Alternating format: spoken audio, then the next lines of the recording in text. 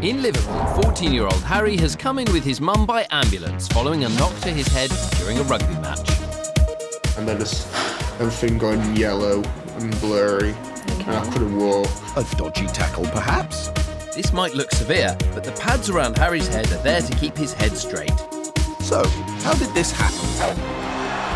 Picture the scene, Xand.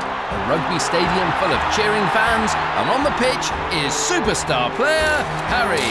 Is Harry a famous rugby player? Well, maybe just in his own head.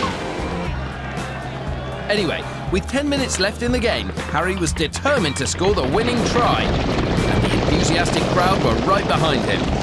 Gosh, they are right behind him. No, not like that. Supporting him from the stands.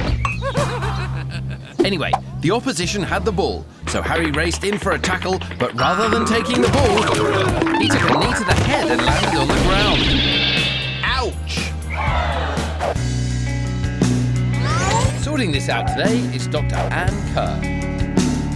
But Harry's got more important things on his mind. Don't cut my kit, please. Harry, we are going to have to cut this off. Everything. I only just got this one. Oh no, but he manages to look on the bright At side. least my kit's not going to need cleaning. Mum's pleased. Dr. Anne wants to figure out whether it's Harry's head, neck or spine that's been damaged and will need an X-ray. 1, 2, 3, roll.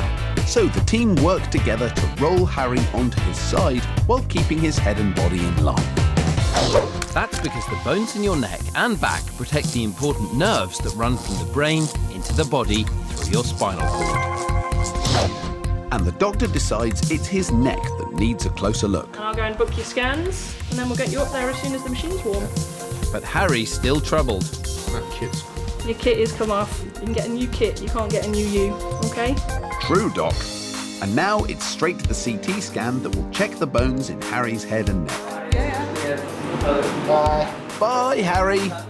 No, Xand, we'll be back later on to see how he gets.